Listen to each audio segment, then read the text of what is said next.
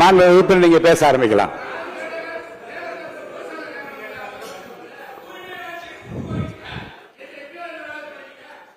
மாண்புமிகு பேரவைத் தலைவர் அவர்களே, புதுசா அமைஞ்சிருக்கக்கூடிய இந்த ஆட்சி மீது இன்னைக்கு நம்பிக்கை வாக்கெடுப்பு நடக்க போகுது. அதற்கு முன்பு வாக்கு எண்ணிக்கை தொடங்கி கடந்த 10 நாட்களாக இன்னைக்கு வரைக்கும் இந்த ஆட்சியில ஒவ்வொரு நாளும் என்னென்ன நடந்திருக்குங்கிறத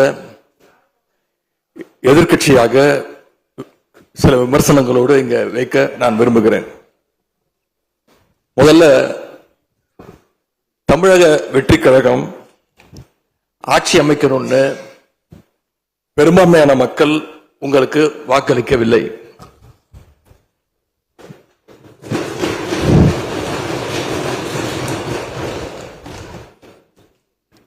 நடந்து முடிந்த சட்டமன்ற தேர்தலில் பதிவான வாக்குகள் சுமார் 4,93,25,000 வாக்காளர்கள் வாக்களிச்சிருக்கிறாங்க. தற்போதைய ஆளுங்கட்சிக்கு வாக்களிச்சவங்களுடைய எண்ணிக்கை எவ்வளவு தெரியுமா? 1,72,26,000 தான். மீதம் இருக்கக்கூடிய சுமார் 3,21,00,000 பேரும் நம்பிக்கை கோருகின்ற இந்த கட்சிக்கு, உங்க கட்சிக்கு எதிராக வாக்களிச்சிருக்கிறாங்க என்பதை நீங்க புரிஞ்சுக்கணும். அதாவது கிட்டத்தட்ட 65% மக்களால நிராகரிக்கப்பட்ட ஒரு ஆட்சி மேல எங்களுக்கு மட்டும் இல்ல, உங்களுக்கு வாக்களிச்ச மக்களுக்கே கொஞ்சம் கொஞ்சமா நம்பிக்கை குறைஞ்சிட்டு வருது. அடுத்து மிக முக்கியமான ஒண்ணு நம்பர்ஸ், மெஜாரிட்டிக்கான நம்பர்ஸ். நம்முடைய சட்டமன்றம் 234 உறுப்பினர்களை கொண்டது. மேஜிக்கல் நம்பர் சொல்லுவாங்க. 118 உறுப்பினர்களை கொண்ட ஒரு கட்சியோ ஒரு கூட்டணியோ தான் ஆட்சிக்கு வர முடியும். இப்ப நம்பிக்கை கோருகின்ற இந்த கட்சிக்கு, உங்க கட்சிக்கு அந்த நம்பர்ஸ் இருக்கான்னு கேட்டா இல்ல. 108 இடங்கள் தான் இருக்கு. அதுவும் அந்த கட்சியினுடைய தலைவர் மாண்புமிகு முதலமைச்சர் அவர்கள் தன்னுடைய வெற்றி குறித்த நம்பிக்கை இல்லாத காரணத்தினால 2 இடங்கள்ல போட்டி போட்டு அதுல ஒரு இடத்த இன்னைக்கு ராஜினாமாவும் செஞ்சிருக்கிறார். இன்னும் அந்த தொகுதி மக்களை சந்திச்சு, நேரில் சந்திச்சோ இல்ல ஒரு அறிக்கை மூலமாகவோ ஒரு நன்றியை கூட இன்னும் தெரிவிக்கல. அது மட்டும் இல்ல, நேத்து உயர்நீதிமன்றம் அளிச்ச தீர்ப்புல ஆளுங்கட்சியை சேர்ந்த திருப்பத்தூர் சட்டமன்ற தொகுதியினுடைய மாண்புமிகு உறுப்பினர் வாக்கெடுப்புல கலந்து கொள்ள கூடாதுன்னு நீதிமன்றத்தில் சொல்லியிருக்கிறாங்க. அதனால இப்ப ஆளுங்கட்சிக்கு வெறும் 106 இடங்கள் தான் இருக்கு. ஆனாலும் தேர்தல்ல தனக்கு எதிராக எங்க தலைவர் அமைச்ச கூட்டணியில போட்டியிட்ட கட்சிகளை எல்லாம் இன்னைக்கு சேர்த்துக்கிட்டு பெரும்பான்மைக்கான கடிதத்தை ஆளுநருக்கு கொடுத்து இன்னைக்கு இந்த ஆட்சி அமைக்கப்பட்டிருக்கு. இந்த ஆட்சிக்கு இன்னைக்கு ஆதரவு தெரிவிச்சிருக்கக்கூடிய இந்திய கம்யூனிஸ்ட் கட்சி, மார்க்சிஸ்ட் கம்யூனிஸ்ட் கட்சி, இந்திய யூனியன் முஸ்லீம் லீக், விடுதலை சிறுத்தைகள் கட்சிகளை சேர்ந்த மதிப்பிற்குரிய தலைவர்கள் எல்லாம் சொன்ன காரணம், இந்த ஆட்சியை நாங்க சப்போர்ட் பண்றோம் அப்படின்னு அவங்க சொன்ன காரணம், குடியரசுத் தலைவர் ஆட்சி அமைஞ்சிடக்கூடாது என்ற எண்ணத்துல உங்களுக்கு வெளியில இருந்து ஆதரவு தரோம் அப்படின்னு தெளிவா சொல்லியிருக்கிறாங்க.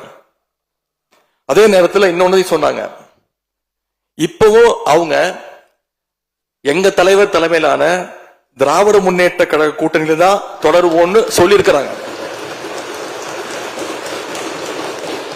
உங்களுக்கு ஆதரவு கொடுக்கும் போது அவங்க சொன்ன இன்னொரு காரணமும் இருக்கு, அதையும் நம்ம ஞாபகம் வச்சுக்கணும். மதச்சார்பற்ற ஆட்சி அமையணும்னு சொன்னாங்க. ஆனா இப்ப இங்க என்ன நடந்திருக்கு? உங்க கொள்கை எதிரின்னு சொன்ன பாஜக தலைமையிலான என்டிஏ கூட்டணியில போட்டியிட்ட ஒரு சட்டமன்ற உறுப்பினரை அந்த கட்சி தலைவருக்கே தெரியாம, அந்த கட்சி தலைவருக்கு தெரியாம திருட்டுத்தனமாக இந்த ஆட்சிக்கு ஆதரவு தர வச்சிருந்தீங்க. இப்ப நான் சொல்றது ரொம்ப டீசென்டான வெர்ஷன். அந்த திருட்டுத்தனமான அந்த வார்த்தையை மட்டும் நிக்கிறேன். அந்த கட்சி தலைவருக்கே தெரியாம இந்த ஆட்சிக்கு ஆதரவு தர வச்சீங்க. இப்ப நான் சொல்றதுலாம் ரொம்ப டீசென்டான வெர்ஷன். அந்த கட்சி தலைவர் உட்காருங்க உட்காருங்க. உங்களை சொல்ல உங்களை சொல்ல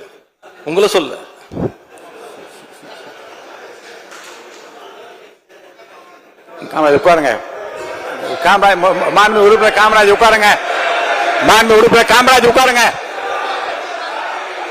மாண்பு உறுப்பினர் காமராஜ் உட்காருங்க.